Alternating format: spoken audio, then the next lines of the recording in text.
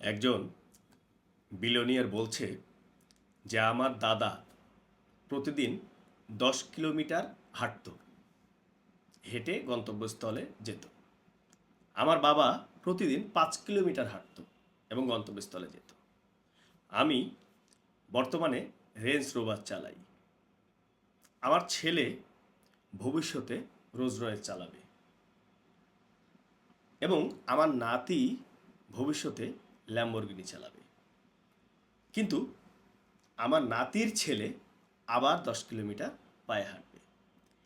এমন কথা শোনার পর তাকে জিজ্ঞেস করা হয়েছিল কেন।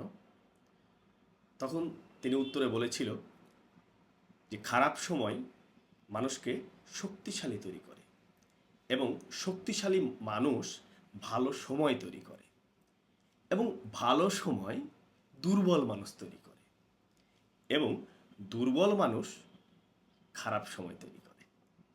ধন্যবাদ সবাইকে।